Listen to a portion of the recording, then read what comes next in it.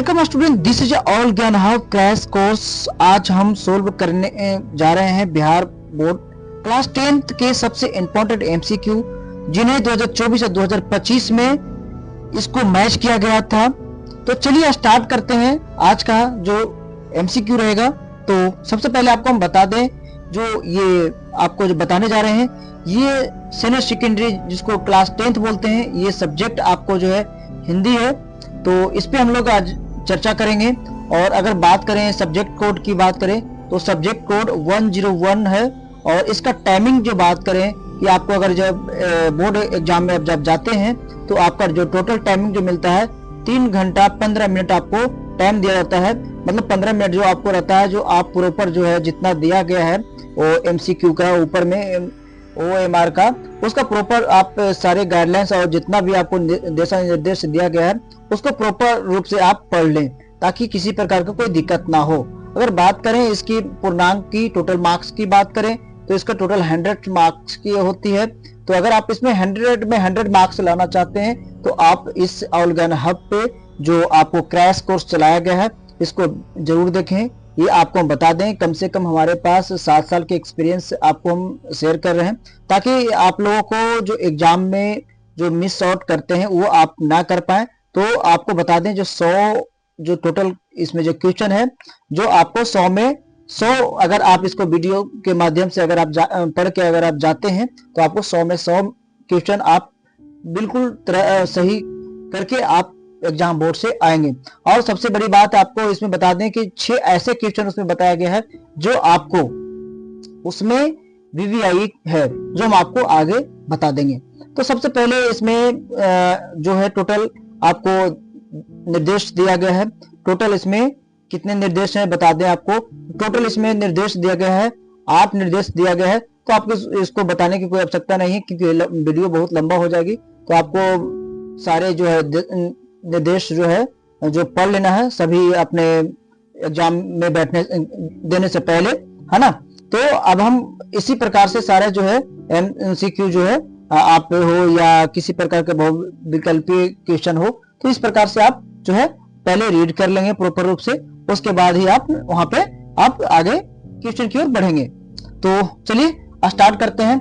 ये जो है वस्तुनिष्ठ प्रश्न है, जिसको हम वो बात करें तो इसको विकल्पीय भी बोलते हैं बहुत से लोग, है ना। तो इसी प्रकार से आपको हम बता दें। तो चलिए स्टार्ट करते हैं। जो क्वेश्चन नंबर 1 की है, तो क्वेश्चन नंबर 1 जो है उसमें हम प्रॉपर रूप से इसको जानेंगे कि प्रॉपर क्या है, कैसे है। और अगर आप लोग के अगर इसके बारे में अगर जानकारी है तो आप इसको बिल्कुल आप हमें कमेंट सेक्शन में बताएं कि इसको आंसर क्या होगा, ताकि आप लोगों को पता चलेगा और बाकी जो स्टूडेंट है उनको भी पता चल जाएगा कि आखिर इसमें जो किस प्रकार के जो है क्वेश्चन आता है।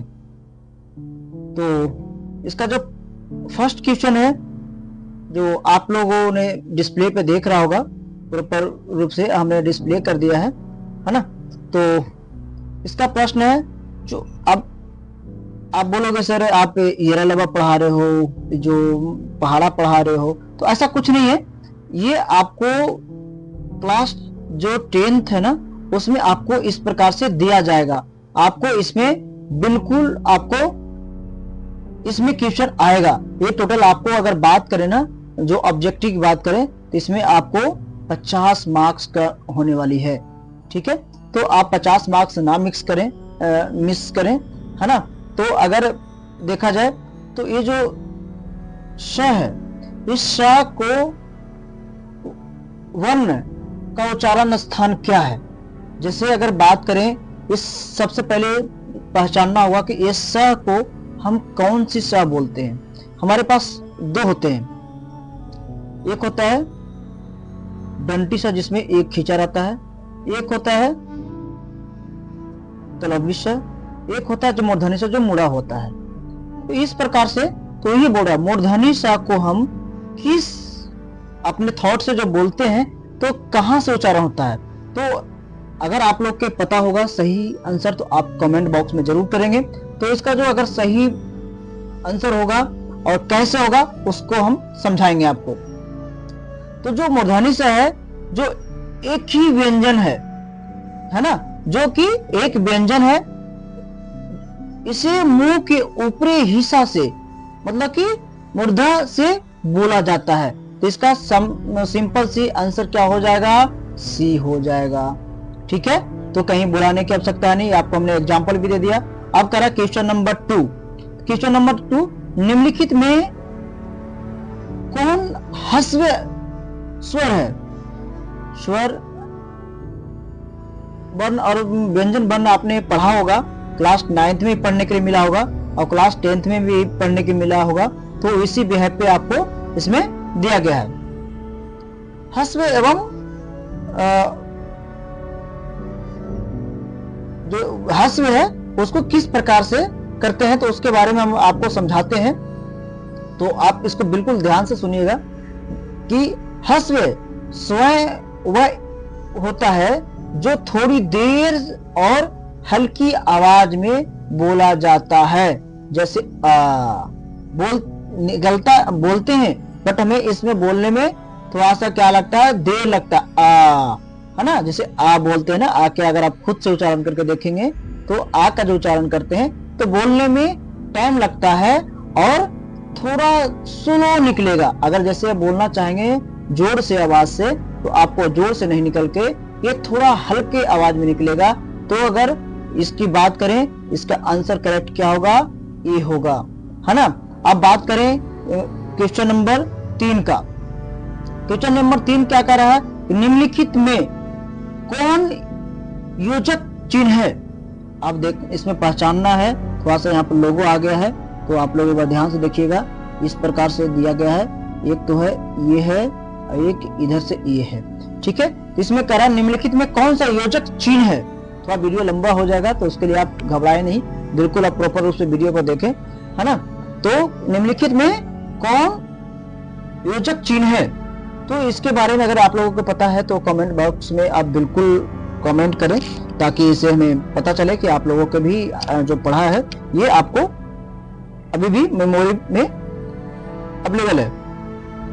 तो क्वेश्चन नंबर 3 की बात कर रहे थे कि योजक चिन्ह कौन सा है। अगर पूछे तुम आपसे कि योजक चिन्ह कौन सा है, तो उत्तर इसका क्या हो सकता है, तो आप लोग कमेंट बॉक्स में बताएं, है ना।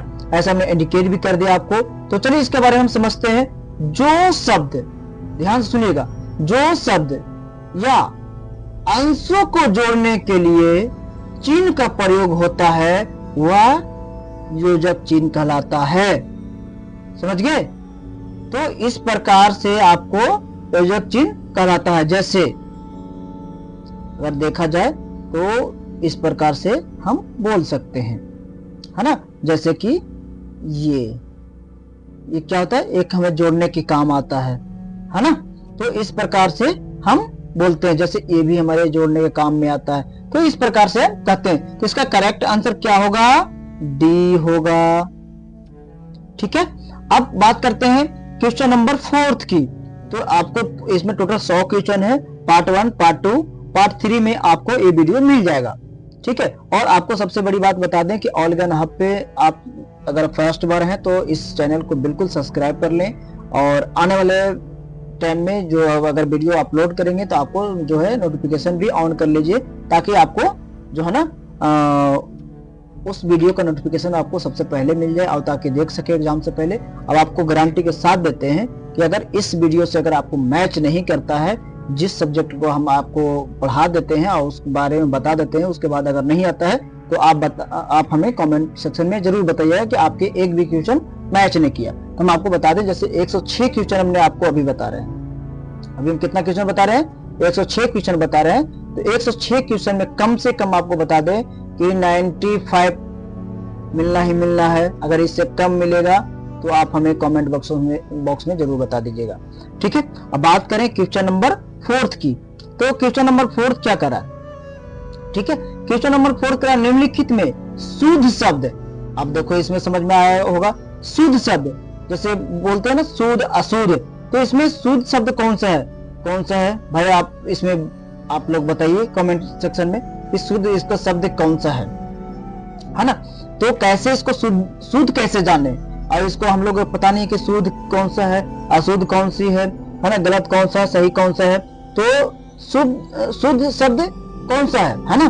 तो इसमें समझते हैं, शुद्ध शब्द वह होता है जो सही तरीका से लिखा गया हो। सिंपल सी भाषा में हम इसको बोल सकते हैं। जैसे विलीन, अभी इसमें लिखा हुआ है विलीन, एक सही लिखा गया है, ठीक है। इसमें क्या है, विलीन जो है, इसका आंसर क्या होगा, विलीन, ठीक है। तो जो शुद्ध भाषा में लिखा जाता है वो होता है, तो इसका आंसर क्या होगा, विलीन होगा। तो इसको बाकी चीजों को हम क्या करते हैं, हटा देते हैं, ताकि आप लोग कंफ्यूज ना हो कि इसका आंसर जो है क्या होगा, है ना। तो आपको 2 मिनट के टाइम लेंगे।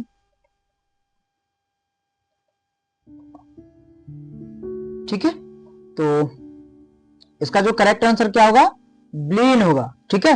मतलब जो शुद्ध से लिखा गया हो उसका आंसर, सॉरी, जो लिखा गया शब्द हो तो इस तरह से लिखा जाता है उसको। जैसे कि आप खुद सोच सकते हैं, समर्पित क्या है, सही लिखा हुआ है इसमें, देखिए आप खुद से लिखा है नहीं ना, तो ये हमारा गलत है, ठीक है। देखिए तालीम, ये तालीम क्या है, ऐसे थोड़ी लिखा जाता है। बहुमुखी, ये क्या है, बहुमुखी ऐसे थोड़ी लिखा जाता है। तो ये सब क्या है, अशुद्ध शब्द है। तो शुद्ध शब्द क्या है, हमारा विलीन है, ठीक है। तो क्वेश्चन नंबर, अब चलते हैं 5। क्वेश्चन नंबर 5, क्वेश्चन नंबर 5 कह रहा है, जिस व्यंजन के उच्चारण में श्वास पूर्व से अल्प मात्रा में, मतलब समझ रहे हो ना क्या कह रहा है, कि जिस व्यंजन के उच्चारण में श्वास मतलब कि सांस पूर्व से अल्प, अल्प मतलब समझ रहे हो ना, अल्प मात्रा में निकले, और जिन्हें हकार, हकार मतलब समझ रहे हो, हकार बताते हैं आगे, जैसे ध्वनि नहीं होती उन्हें क्या कहते हैं। तो अब इसमें कंफ्यूज होने वाली बात नहीं है दोस्तों। तो बच्चों आप इसमें बिल्कुल कंफ्यूज नहीं होना। क्वेश्चन नंबर 5 क्या कर रहा है कि जिस व्यंजन के उच्चारण में श्वास पूर्ण से अल्प मात्रा में निकले और जिसमें हकार जैसी ध्वनि नहीं होती उन्हें क्या कहते हैं। अल्प प्राणा, घोष, महाप्राणा, अघोष क्या कहते हैं, तो इसके बारे में हम आपको डीपली से समझाते हैं। तो सबसे पहले हम समझने की कोशिश करते हैं, वे व्यंजन जिसमें आकार नहीं होते उन्हें क्या कहते हैं, ठीक है ना, यही समझना है ना। तो चलिए, तो इसका जो होता है ऐसे व्यंजन, ध्यान से सुनिएगा, ऐसे व्यंजन है ना, ऐसे व्यंजन जो, ऐसे व्यंजन जिनसे हवा निकलते समय आवाज नहीं होती उन्हें अघोष कहा जाता है, ठीक है ना। वैसे व्यंजन जिनसे हवा निकलते समय आवाज नहीं होती उससे अघोष कहते हैं। जैसे बोलते हैं ना सा बोलो, देखो जब सांस हम छोड़ रहे हैं ना तो उसमें क्या आ रहा है, सू की आवाज आ रही है, सांप जैसे फुफकारता उस तरह से आवाज आ रहा है ना। तो ये जो क्या है, अगर देखा जाए तो इसका जो क्या, घोष, अघोष, अघोष, घोष बोल रहे ना, अघोष कम आता है, तो हमारा जो करेक्ट आंसर होगा अघोष होगा, ठीक है। क्वेश्चन नंबर 6 चलते हैं। क्वेश्चन नंबर 6 में क्या कर रहा है कि जब एक ही ध्वनि का द्वित्व हो जाए तब वह क्या कहलाती है ना। जब एक ही ध्वनि का द्वित्व हो जाए तब वह क्या कहलाती है ना। तो सबसे पहले आप कंफ्यूज होंगे कि द्वित्व क्या है, ध्वनि क्या है, ये सब चीजें आपको ना जब क्लास देंगे ना उसमें आपको बिल्कुल रूप से क्लियर हो जाएगा कि द्वित्व किसे कहते हैं, ध्वनि किसे कहते हैं, तो हम क्लियर कर देंगे आपको, ठीक है। तो इसमें कहता है, तो क्वेश्चन नंबर 6 हम समझाने की कोशिश करते हैं कि जब एक ही ध्वनि का दोहरा रूप हो वह क्या कहलाता है। मतलब दोहरा रूप मतलब दोबारा, तो बार बार बोला जाए उसको क्या कहते हैं। ठीक है ना, दोहरा बोल लो या द्वित्व बोल लो, बात एक ही है। दोहरा मतलब दोबारा, जो बार बार बोला जा रहा है, मतलब बोल रहे हैं बाकी दोबारा बोला जा रहा है। बाकी आप नहीं समझ पा रहे हैं, बाकी हम समझाएंगे आपको। तो चलिए इसको समझते हैं, क्वेश्चन नंबर 6 को। जब एक आवाज के दो अलग अलग रूप एक साथ हो उसे युग्म ध्वनि कहते हैं, है ना। आपने पढ़ा होगा, जैसे संयुक्त अलग होता है तो युग्म ध्वनि कहलाता है। ठीक है, आपने पढ़ा होगा। इसका करेक्ट आंसर क्या होगा, युग्मक ध्वनि, है ना। इसका कैसे इसको बोलते हैं, तो हम फिर दोबारा हम आपको रिपीट कर देते हैं। ऐसे व्यंजन, सॉरी, जब एक आवाज के दो अलग अलग रूप, मतलब कि जैसे हमने अलग अलग रूप बोल रहे हैं। क्वेश्चन नंबर युग्मक ध्वनिया, है ना। ध्वनिया तो अलग है, लगा गया है। युग्मक, देखो बोल रहे युग्म, तो इस तरह से उच्चारण हो रहा है। तो इसका जो करेक्ट आंसर होगा युग्म ध्वनिया। ठीक है, अब क्वेश्चन नंबर 7 चलते हैं। कहता है महोत्सव शब्द का संधि विच्छेद करें। यार बच्चे वाली बात है यार, इसमें भी बताने की आवश्यकता नहीं है, आप इसमें खुद बना सकते हैं। बट जिनको नहीं पता हम उनको बिल्कुल तरह से हेल्प करेंगे। क्वेश्चन नंबर 7 में कैसे बनाना है तो हम बताते हैं। महोत्सव का शब्द संधि विच्छेद बनाना है, तो संधि विच्छेद करते हैं भाई। उसका होगा महाजोड़ उत्सव। सिंपल सी बात सा यार, महाजोड़ उत्सव। अब पूछोगे यार कैसे, उसके बारे में भी समझाते हैं। तो महाजोड़ उत्सव कैसे हुआ तो इसको समझाते हैं।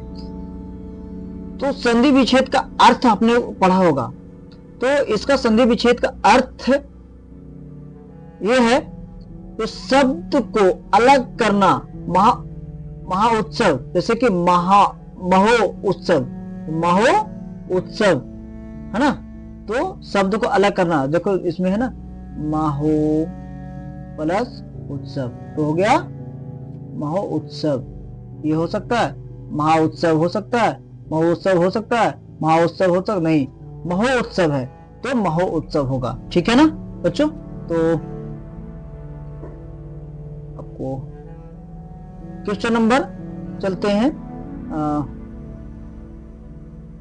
8 की ओर। तो क्वेश्चन नंबर है यस प्लस दा की संधि क्या है। यार ये सब बच्चे वाले क्वेश्चन, आप बोलोगे यार क्या कर रहे हो सर, बच्चे वाले क्वेश्चन दे रहे हो। तो नहीं, ये बिल्कुल बच्चे वाला क्वेश्चन नहीं है। ये आपको बिल्कुल आपको घुमा करके दिया जाएगा, ताकि आप एग्जाम में जाओगे तो आप इसको भी बना करके नहीं आओगे। आप बिल्कुल, हम आपको लिख देते हैं, गलत करके आओगे। तो इसीलिए आपको हम इस चीज को बता देते हैं।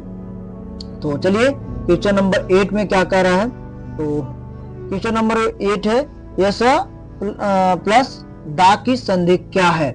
तो है ना, यशोदा, इसको हम अगर देखा जाए इसको होगा यशोदा। तो यशोदा में कौन सा यशोदा भाई, यशोदा, यशादा। तो हमारा जो करेक्ट आंसर है ये होगा यशोदा। ठीक है ना, तो इसका होगा आंसर डी। ठीक है, इसका आंसर होगा डी। ठीक है, कैसे होगा अब इसके भी हम बता देते हैं आपको। तो समझिए, जैसे लिखते होंगे ना आप लास्ट में 11वां नंबर पे, है ना। तो ये हो गया यह सो प्लस योदा, है ना। कहाँ है, ये रहा दा। ठीक है, तो ये प्रॉपर बनेगा यशोदा। तो इस प्रकार से यशोदा बनेगा आपका, है ना। तो चलते हैं क्वेश्चन नंबर 8। अभी और मजा आएगा आगे चल के। क्वेश्चन नंबर 9 हम चलते हैं। क्वेश्चन नंबर कह रहा है पवन शब्द का संधि विच्छेद बताएं। भाई संधि विच्छेद भी आप कहोगे ये सब क्या बता रहे हो, तो नहीं, ये आपको बिल्कुल जानना जरूरी है। और इसका हम सबसे पहले बात बता दें तो ये आप बहुत से बच्चे क्या करते हैं, गलती करके आते हैं इसमें और उनकी नंबर जो है कट जाती है। तो आपको बता दें क्वेश्चन नंबर 9 में तो पवन का जो संधि विच्छेद है क्या होगा, तो आप लोग कमेंट में बताइए। इसको हमने बिल्कुल छोड़ दे रहे हैं कि इसमें क्या आंसर होगा, बाकी हम दूसरे वीडियो में आपको बता देंगे, बट हम अभी टिक आउट कर लेते हैं कि आखिर इसका आंसर क्या होगा। ठीक है, इसको पेंडिंग में छोड़ देते हैं। क्वेश्चन नंबर 10 को चलते हैं। 10 में कह रहा है कि जहां वाक्य की गति अंतिम रूप ले, है ना, जहां वाक्य की अंतिम इसका जहां वाक्य की सॉरी क्या कर रहे हैं यार,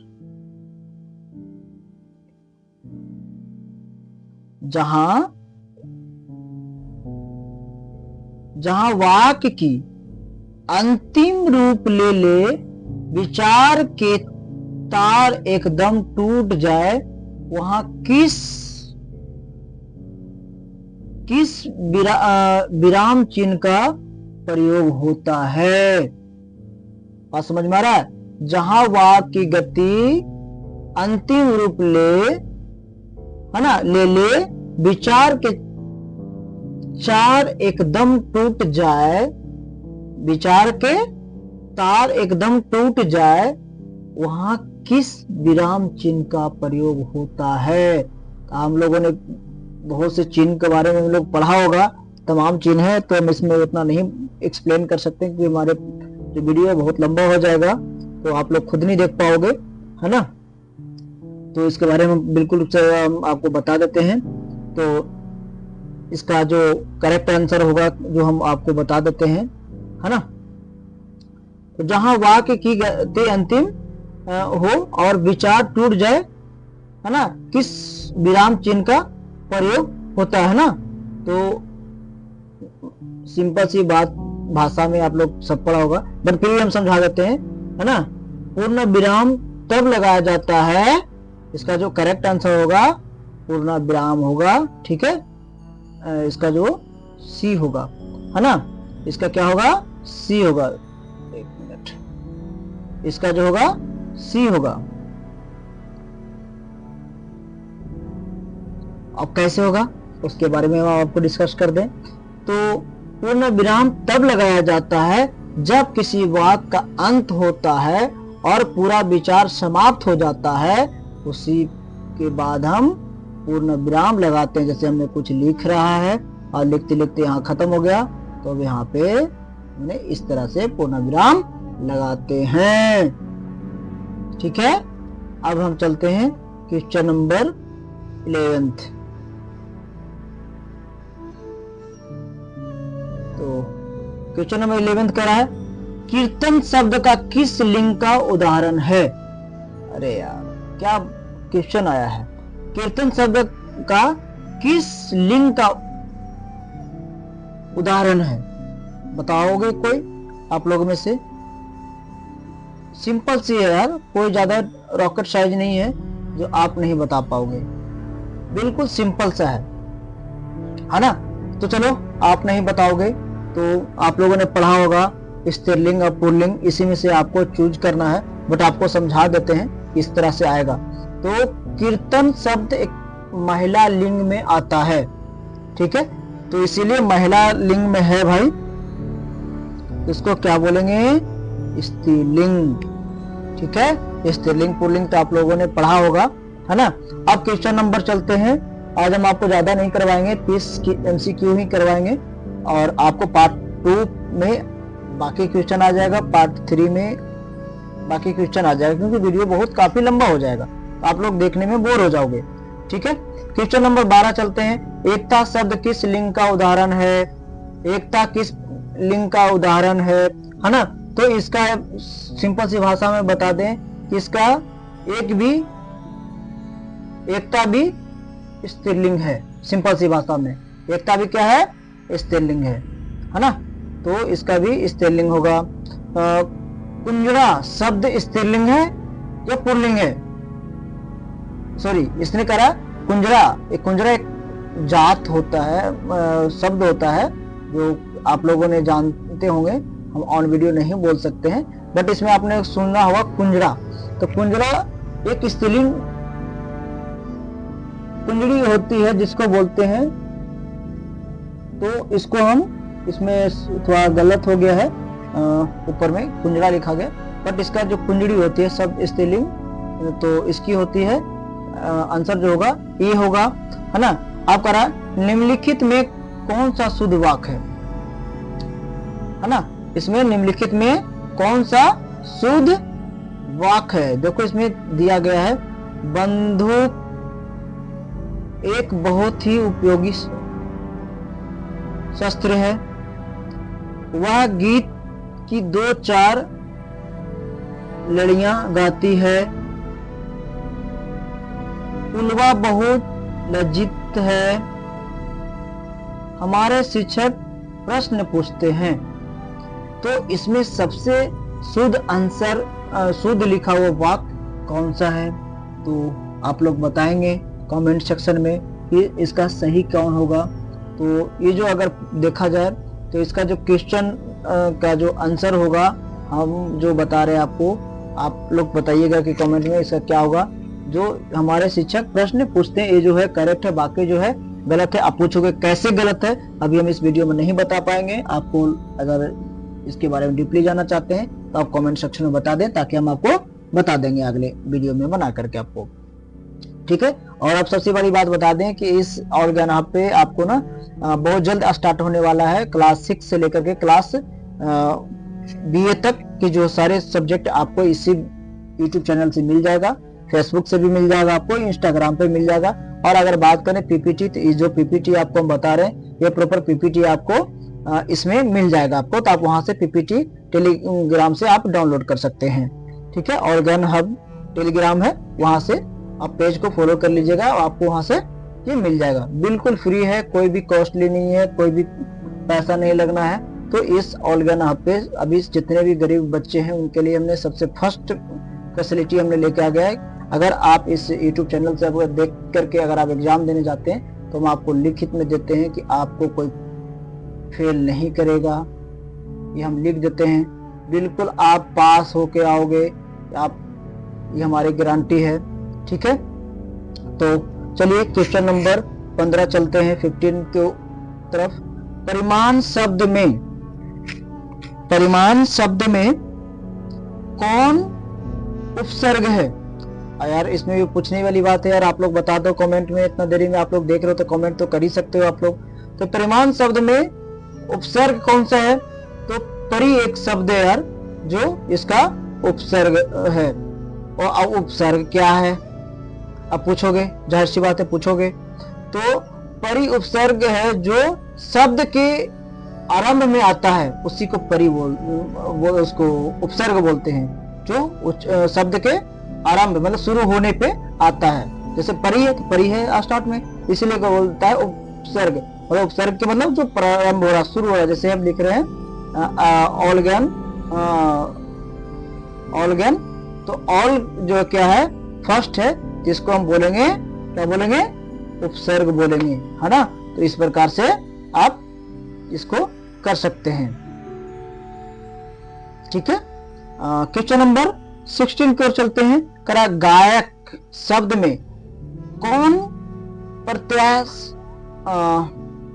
है ना। जैसे अब गायक है ना, तो गायक में प्रत्यय जो है क्या है, तो इसके बारे में हम लोग बात करते हैं। तो ये होगा यक। क्या होगा? यक। अब बोलेगा कैसे, वो भी हम आपको बता देते हैं शॉर्ट फॉर्म में। तो यक प्रत्यय है जो गाय से गायक बनता है, गाय से गायक बनता है, इसीलिए यक उसको बोल सकते हैं, बोलेंगे, ठीक है। तो क्वेश्चन नंबर अब चलते हैं 17 की ओर। तो करा रचना अथवा बनावट के विचार से शब्द के कितने प्रकार हैं। ठीक है, रचना मतलब समझ रहे हो ना क्या करा, रचना अर्थ है ना, रचना अर्थ, रचना अर्थ बनावट, बनावट के विचार से शब्द कितने प्रकार का है। यार ये सब तो क्लास 9th में पढ़ने के लिए मिला हुआ था कि शब्द कितने प्रकार के होते हैं, क्या है, रचना के आधार पे, बनावट के आधार पे, ये सब चीजें आप लोगों ने पढ़ा होगा। तो फिर भी हम दोबारा बता देते हैं कि रचना के शब्द, रचना के अनुसार शब्द को 3 भागों में या बोल सकते हैं, या 3 प्रकार के होते हैं। तो आप बोलोगे कैसे, तो कैसे में भी बताते हैं। तो इसमें कैसे अभी हम डीपली में चलेंगे बाद में, इसमें कोई कैसे बोल ही नहीं सकते हैं यार, तो है। क्वेश्चन नंबर 18, निम्नलिखित में यौगिक शब्द है तो क्या है, इसमें कोई बता सकता है तो कमेंट सेक्शन में बताओ, लिखो, कमेंट करो। तो गायक शब्द में प्रत्यय क्या है, प्रत्यय क्या है, यौगिक क्या है ना। तो पढ़ते हैं, इसमें देखते हैं यौगिक शब्द क्या है। तो इसको बहुत से आंसर मिला है, पीला, दूध वाला, नमक, कान। इसमें कौन सी ऑब्जेक्टिव होगा भाई, तो इसमें जो ऑब्जेक्टिव होगा ये दूध वाला होगा। आप कहोगे कि कैसे दूध वाला होगा, यहाँ पे तो पानी वाला भी हो सकता है यार, जाहिर सी बात है, जो है हो सकता है, होगा, है ना। तो कैसे होगा तो उसके बारे में हम समझाते हैं।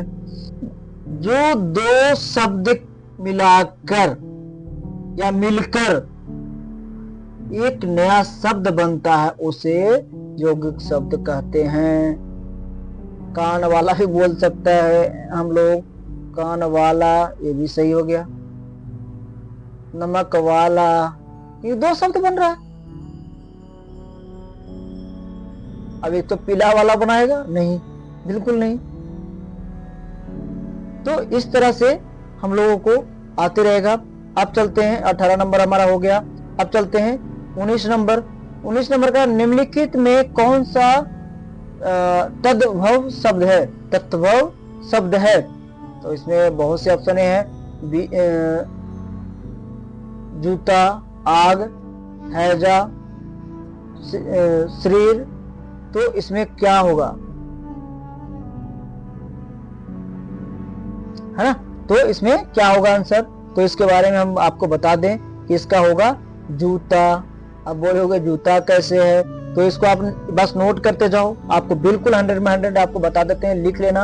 अगर नहीं आया तो कमेंट करके जरूर बताना कि आपने बताया था, बिल्कुल आपका वीडियो बकवास था। आप कमेंट कर सकते हो, उस समय हम आपको बता दें कि यूट्यूब चैनल बंद कर देंगे, बिल्कुल हम इस पे वीडियो बनाना ही छोड़ देंगे।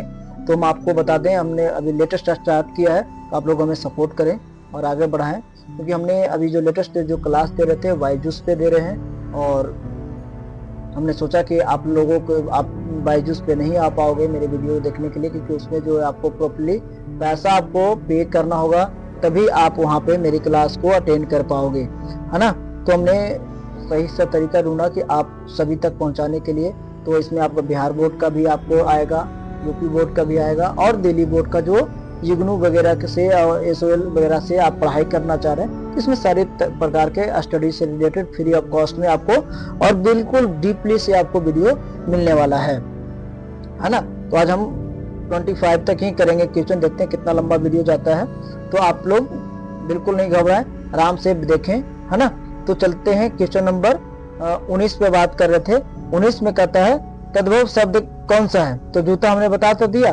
तद्भव शब्द वह होता है जो संस्कृत से मिलकर हिंदी में आया हो। देखो ना यार, ये बोल रहा है, इसके अंदर देखो तद्भव, तो जूता। अब बोलोगे जूता कैसे मिलता है, तभी हमारे पास टाइम नहीं है, वीडियो लंबा हो जाएगी। तो चलते हैं क्वेश्चन नंबर 20। निम्नलिखित में कौन सा तद्भव शब्द है, फिर से आ गया, सॉरी तद्भव नहीं, तत्सम है ना। अभी हमने पढ़ा था तद्भव पढ़ा था, अब है तत्सम है तो तत्सम शब्द क्या है, तो तत्सम शब्द के बारे में भी पढ़ते हैं। तो तत्सम शब्द में होगा खरपर। क्या होगा? खरपर, है ना। अब कैसे होगा खरपर, उसके बारे में बताते हैं। खरपर, इसमें बहुत से ऑप्शन है। खरपर है, मोर है, चिड़िया है, कीमत है। तो इसमें खरपर ही क्यों हुआ, तो इसके बारे में भी आपको बताते हैं कि खरपर क्यों होता है। तो तत्सम शब्द संस्कृत से सीधे लिया गया शब्द होता है, इसीलिए इसे खरपर है संस्कृत से लिया गया है। जैसे इसको हमने जूता को संस्कृत से लिया गया था, तो इसी प्रकार से खरपर को भी संस्कृत शब्द से लिया गया है, तो इसीलिए इसको तत्सम बोला गया है। और तत्सम किसे कहते हैं, तद्भव किसे कहते हैं, ये आपको व्याकरण जब पढ़ाएंगे तब उसमें आपको बता देंगे। क्वेश्चन नंबर 21, राम ने पुस्तक पढ़ी है, किस काल का उदाहरण है? यार बता दो। राम ने पुस्तक पढ़ी है, पढ़ा नहीं है, पढ़ी है। कब पढ़ा है इसका कोई फिक्स नहीं है। हम लोग पढ़े होंगे भूतकाल, भविष्यकाल, वर्तमान काल।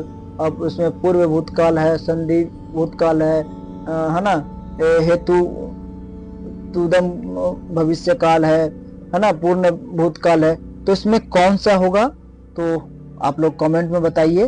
बट बाकी हम तो बता ही रहे हैं ना यार, है ना। तो चलिए, इसका होगा पूर्व भूतकाल, क्योंकि कह रहा ना राम ने पुस्तक पढ़ी है, किस पढ़ी है ना। क्या कह रहा है, राम ने पुस्तक पढ़ी है। कब पढ़ी, तो नहीं मतलब कि पढ़ी है ना, अभी पढ़ नहीं रहा ना, तो होगा पूर्व भूतकाल। ठीक है। अब क्वेश्चन नंबर 22,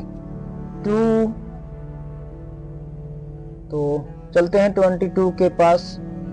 करा है, हिंदी में स्वर माला के कितने भेद हैं? यार ये सब बच्चे वाले क्वेश्चन आ रहा है, बोलोगे आप तो आप लोग बच्चों इसी में मिस करोगे, इसी में आपको क्वेश्चन छोड़ के आओगे। आप सोचोगे यार ये ऐसे चीजें पूछेगा नहीं, क्योंकि हम आपको लिखित में देते हैं कि ये आपसे पूछेगा। तो हिंदी में सर्वनाम के कितने भेद होते हैं? तो टोटल हमारे 6 होते हैं। अब कौन कौन से होते हैं अभी नहीं बता पाएंगे बच्चों, क्योंकि हमारे पास टाइम नहीं है। क्योंकि वीडियो आपके, हमारे पास टाइम है, आपके लिए वीडियो लंबा हो जाएगी। सबसे बड़ी बात ये है ना। अब कह रहा है कि मोहन ने कुछ नहीं खाया, किस सर्वनाम का उदाहरण है?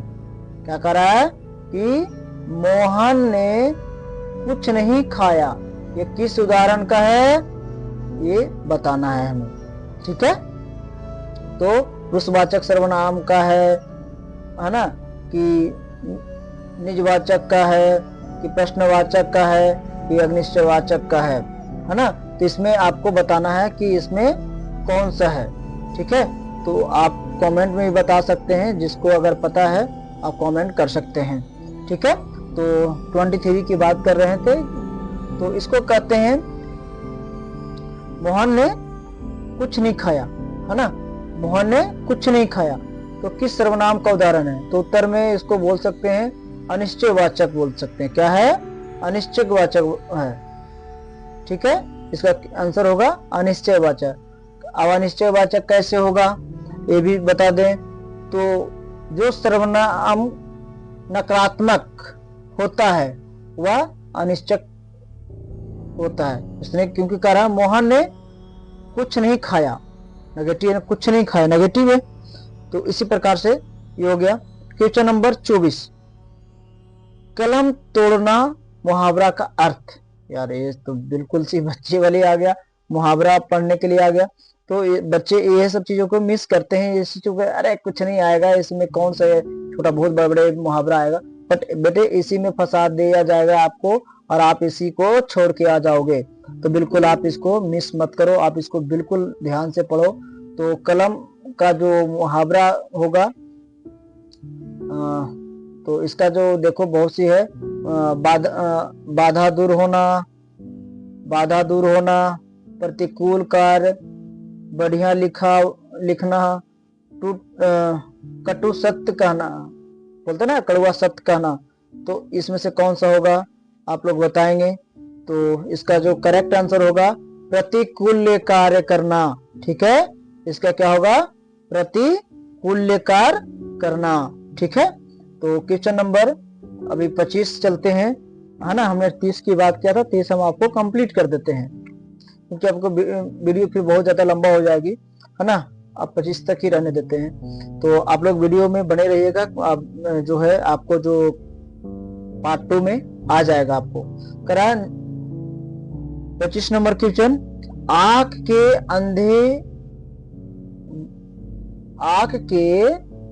अंधे गांव के पूरे लोकगीता का अर्थ है, क्या है भाई, है ना। आप खुद ही समझ पाए होंगे क्या कर रहा है, जो बच्चे पढ़े होंगे उनको पता होगा।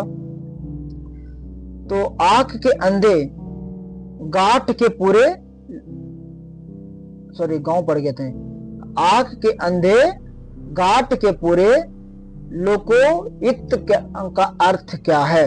तो इसको अर्थ हम समझाते हैं, अर्थ क्या है। तो इसमें ऑप्शन में है मार्खों में कुछ पढ़ा लिखा व्यक्ति, दोहरा लाभ होना, अपनी बुराई नहीं दिखती, मूर्ख धनवान, इस प्रकार से होगा। तो ये सारे हमारे ऑप्शन हैं। इसका जो करेक्ट आंसर होगा तो क्या होगा, अपनी बुराई नहीं दिखती। इसी को कहा जाता है आंख के अंधे गांठ के पूरे, है ना। आंख के अंधे है और गांठ के पूरे है, तो इसी को कहा जाता है कि अपना तो बुराई दिखता है, दूसरे को बुराई करने चल दिया, है ना। इसी को बोलते हैं। क्वेश्चन नंबर 20, चलो इतना ही रहने देते हैं क्योंकि ज्यादा वीडियो लंबा हो जाएगा। तो दोस्तों, आप सभी से निवेदन है कि आप इस वीडियो को जितना से जितना हो सके आप शेयर करें, लाइक करें, कमेंट करें। और अगर मेरे वीडियो पे यूट्यूब चैनल पे अगर नए हो तो बिल्कुल आप सब्सक्राइब कर लें, ताकि आपको पार्ट 2 जो है जल्दी से मिल जाए। तो लेते हैं यहीं पे अलविदा, धन्यवाद, थैंक यू, टेक केयर।